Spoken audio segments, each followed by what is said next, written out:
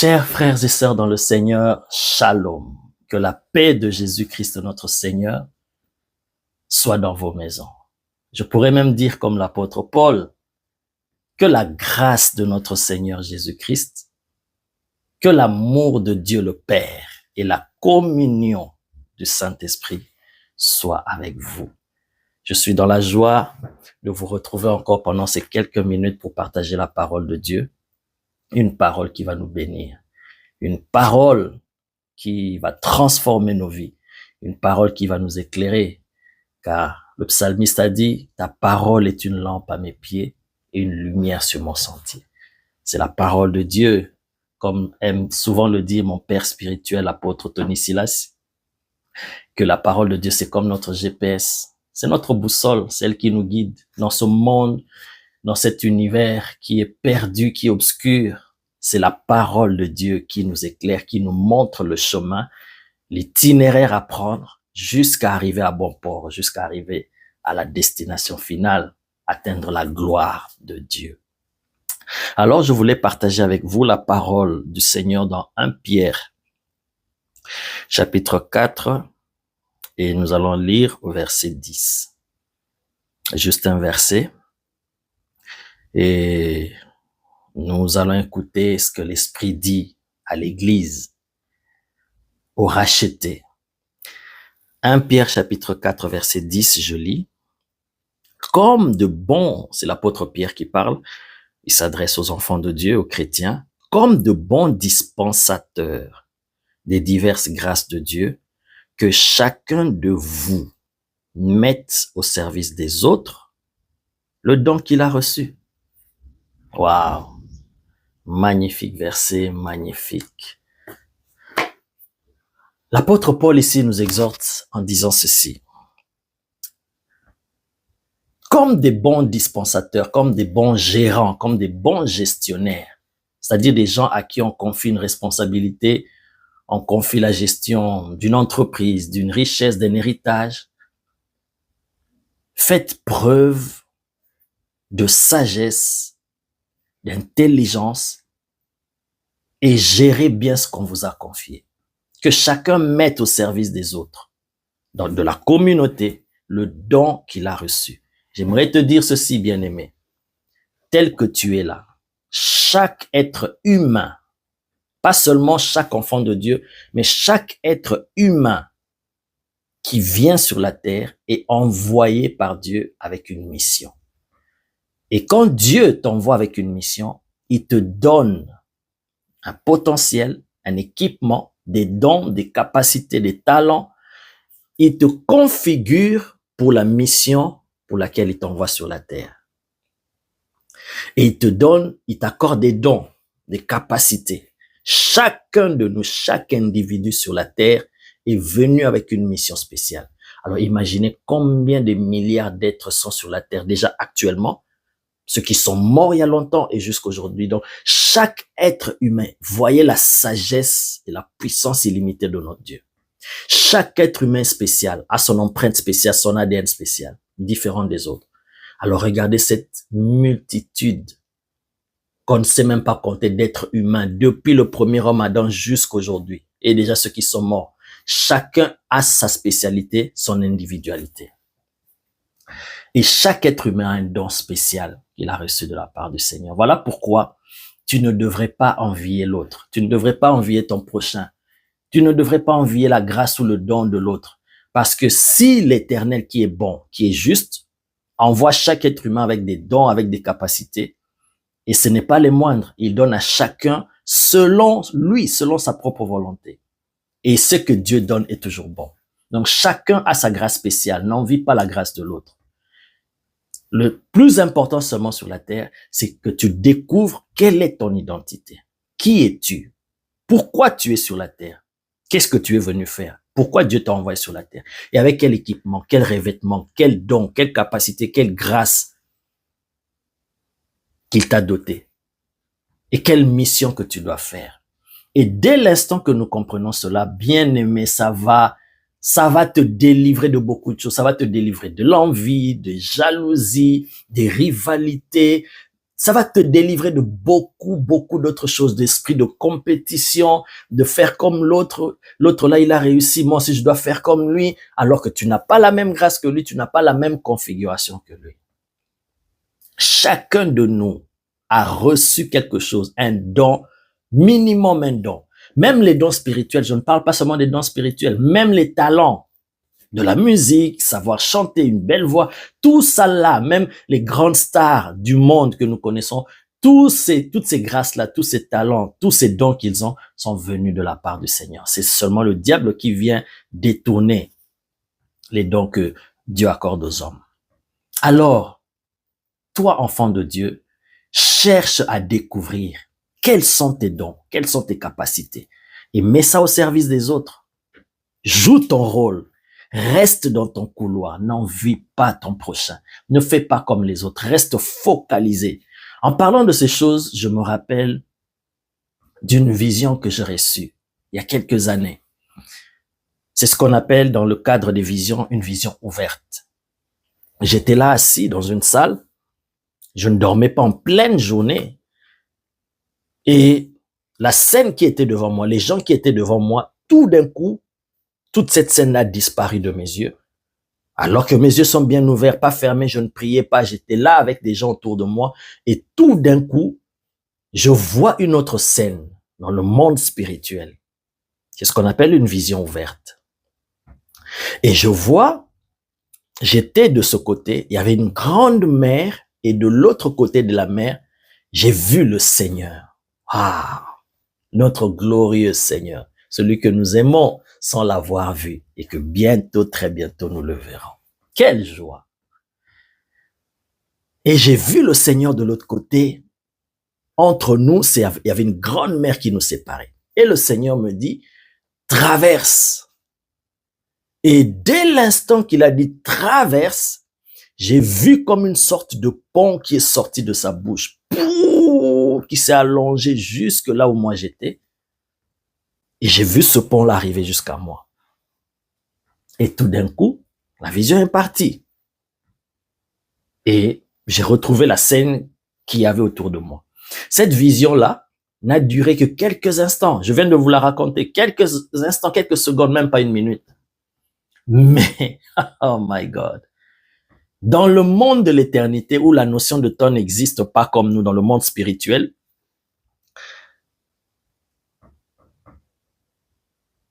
une seconde dans ce monde spirituel, ça peut équivaloir à 10 minutes, 1 heure même, 2 heures dans notre monde physique. Une vision que j'ai vue, ça traversait comme ça pendant quelques secondes, mais ce que Dieu m'a expliqué par rapport à cette vision, c'est profond.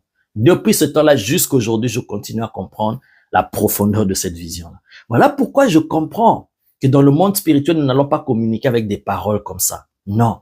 Dans le monde spirituel, même si tu vois les anges, la communication se passe en esprit.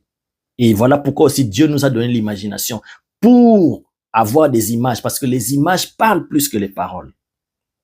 Oui.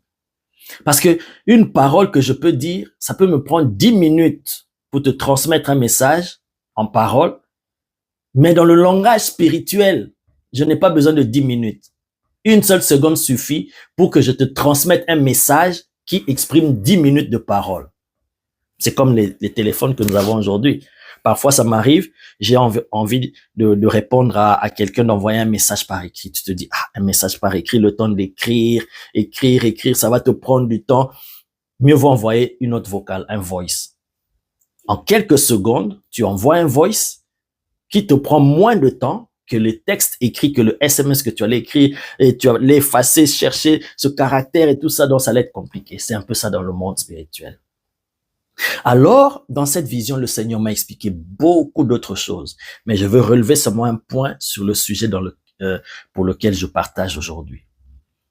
Et quand le Seigneur s'est mis à m'expliquer, il m'a dit, tu as vu le pont qui s'est créé, qui est sorti de moi, qui est venu jusqu'à toi. La mer, elle est vaste, mais le pont, ça te permet juste toi de traverser, de venir jusqu'à moi. C'est un pont qui est étroit, c'est en ligne droite. Autour de toi, de part et d'autre, de gauche à droite, il n'y a pas d'autre pont. Ça veut dire que tu marches sur le couloir, le chemin que j'ai tracé pour toi. Si tu te détournes à gauche ou tu te détournes à droite, tu vas tomber dans l'eau parce qu'il n'y a pas d'espace. Tu ne peux pas te permettre d'aller à gauche, à droite, tu risques de tomber. Le pont te permet juste de marcher dans ce couloir-là et d'arriver jusqu'à moi. Et il est droit, il n'est pas courbé. Tu ne peux pas prendre des zigzags avec moi, tu dois marcher droit avec moi. Et à gauche ou à droite, il n'y a pas d'autre couloir où tu vois les autres personnes marcher. Ça t'évite de vouloir regarder, ça t'évite d'être dans la distraction pour regarder, comment telle autre marche, comment telle autre marche. Tu dois être focalisé juste sur moi, tes yeux doivent être fixés sur moi et tu marches dans ce couloir-là, sur ce pont-là pour arriver jusqu'à moi. Et j'ai compris, j'ai dit, merci Seigneur. Et j'ai compris cette vision-là et cette vision me conduit jusqu'aujourd'hui. Et j'ai compris pourquoi aujourd'hui, je ne fais pas les choses comme les autres. J'aime toujours écouter Dieu, j'aime toujours recevoir de Dieu pour faire les choses. Je n'aime pas imiter les autres parce que tel a fait ça, parce que tel a commencé une église, parce que tel fait telle chose dans son ministère, je dois copier cela. Non, chaque personne est particulière avec sa grâce. Aujourd'hui, nous voyons même dans le commerce, dans les business, ces derniers temps, c'est en Chine que ça marche. Ces derniers temps, il faut aller à Dubaï. Bon, parce que tel a réussi à Dubaï, moi aussi je dois faire. Et tu essayes, tu échoues. Pourquoi? Parce que tu n'es pas lui, tu n'es pas elle. Toi, découvre ce que tu dois faire. Écoute les instructions du Seigneur, écoute sa voix et fais les choses comme il te conduit parce que tu as ta particularité. Tu restes dans ton couloir et c'est là où tu vas réussir. Alléluia. Nous voyons même dans le ministère. Tu regardes, tu dis, moi, mon église ne grandit pas. Comment faire pour attirer les gens? Comment faire pour booster mon église? Ces derniers temps, le message qui marche, c'est le message du combat spirituel. Regarde tel autre là, il enseigne sur le combat spirituel. Il enseigne sur la délivrance. Il enseigne sur les hôtels. Moi aussi, je vais prêcher sur ça. Comme ça, j'aurai aussi la foule comme lui. Tu essayes, ça ne marche pas. Tu seras frustré dans le ministère. Tu essaies de prêcher tel message. Tu essaies de faire les choses comme tel. Dans telle église, il y a la croissance. Tout ça, c'est bien. Mais qu'est-ce que Dieu te demande de faire? Cherche Dieu. Cherche l'orientation, la direction de Dieu. Dieu te parlera. Il te dira, fais ça. Parce que chaque personne est appelée à réussir dans son couloir. Surtout que si tu es enfant de Dieu, personne n'est appelé à échouer. Mais seulement fais les choses comme Dieu te demande de faire. Comme un bon gestionnaire, cherche à écouter ton patron, à faire les choses comme lui. Ne fais pas les choses selon toi parce que j'ai envie de faire ceci. Ce n'est pas à toi. Tu es un simple gestionnaire. C'est lui qui doit t'orienter. Et le don, la grâce qu'il t'a donné, mets ça au service des autres. N'envie pas les autres. Ne cherche pas à imiter les autres. Toi, Dieu t'a appelé à être un pionnier, à être une référence. Ce que tu veux faire, ce que Dieu te demande de faire, peut-être qu'autour de toi, tu n'as jamais vu un tel modèle. Tu n'as pas de référence et tu as peur. Ose le faire et tu verras. C'est ça être un leader. Ose le faire. Fais les choses comme Dieu. Ne fais pas les choses parce que ça marche là-bas. Non. Fais les choses selon Dieu. Voilà pourquoi la clé, tout d'abord, c'est d'aller toujours vers le boss. Moi, je ne suis qu'un simple gestionnaire. Je ne suis qu'un simple gérant. Dis-moi ce que je dois faire. Oriente-moi. C'est ce que moi j'ai toujours fait. C'est ce que j'ai appris à faire. Même quand il faut prêcher, même quand il faut enseigner, même quand il faut faire le travail, je dis, Seigneur, je ne vais pas m'appuyer sur ma connaissance. Je sais que par ta grâce, tu m'as enseigné, tu m'as instruit, tu m'as donné beaucoup de connaissances. Mais ce que je recherche toujours, qu'est-ce que tu veux que je dise à ton peuple? C'est là, c'est toujours ça. Et c'est là où tu vas réussir. Mais si tu veux faire les choses, j'ai telle expérience, parce que l'autre fois ça avait marché, je vais faire ceci, je vais parler sur ça, je vais démontrer, je vais prouver aux gens que j'ai la connaissance, ça ne va pas marcher.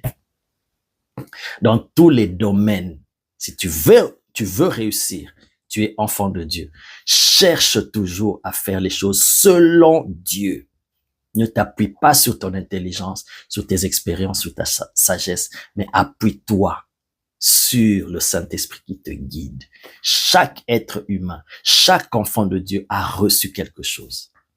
Fais les choses comme Dieu.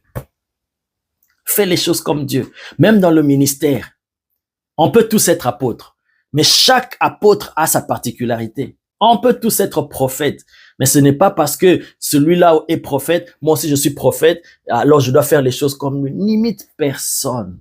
Regarde à Dieu, comme le Seigneur m'avait dit, tes yeux doivent être fixés sur moi.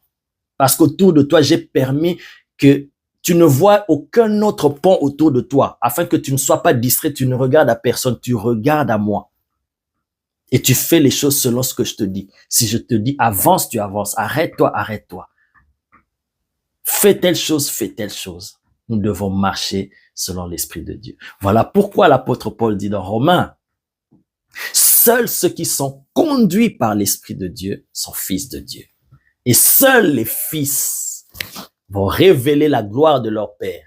Parce que la terre entière, la création tout entière attend, soupire avec un ardent désir de voir la révélation, la manifestation des fils, de ceux qui sont devenus matures, de ceux qui se laissent conduire par l'Esprit de Dieu. Parce que qui sont les fils de Dieu selon Romains? C'est ceux-là qui sont conduits par l'Esprit de Dieu. C'est ceux-là qui sont devenus fils. Car un enfant nous est né, mais un fils nous est donné. On parle de Jésus. En tant qu'enfant, il nous a été donné, il est né. Un enfant, il est né, on prend soin de lui. Mais pour que tu deviennes un don pour l'humanité, pour que tu deviennes une bénédiction pour les autres, pour que tu commences à mettre ton don, tes grâces, les particularités que Dieu a mis en toi, pour que tu mettes ça au service des autres, tu dois devenir un fils. Une personne mature. C'est là où tu vas être donné. Un enfant nous est né, mais un fils nous est donné. C'est le fils qu'on présente, c'est le fils qui fait l'œuvre du Père. Alors, il faut chercher à devenir ce fils. Quand je parle de fils, même si tu es une sœur, sens-toi concerné. Parce que fils, là, ça montre juste la dimension de maturité. Tu es devenu une personne sur laquelle le Père peut compter. Il a confiance en toi parce qu'il sait que les grâces qu'il a mis en toi, tu vas bien les gérer. Tu ne vas pas dilapider cela, tu ne vas pas abuser de cela. Alors là, tu deviens une bénédiction. C'est ce que le Père cherche en ces temps de la fin. Des hommes et des femmes qu'il va utiliser, sur qui il va déverser sa puissance pour renverser les œuvres de l'ennemi, pour se lever et bâtir une armée pour le réveil du temps de la fin. Soyez bénis dans le nom de Jésus. Laisse-moi prier. Père, merci. Par ton esprit, tu nous as parlé. Par ton esprit, réveille l'esprit de quelqu'un qui a suivi. En lui révélant son identité, son potentiel, les dons, les grâces, les particularités que tu as mises en lui. Et que cette personne se lève, boostée, poussée par l'esprit. Et que cette personne devienne un don, une bénédiction pour les nations, pour l'Église, pour la société. Que tout ce qui l'empêche de répondre à ton appel, que tout ce qui l'empêche d'entrer dans sa destinée, s'écroule maintenant au nom de Jésus. Tous les obstacles que l'ennemi a mis sur son chemin pour l'empêcher de vivre ta gloire, que cela tombe.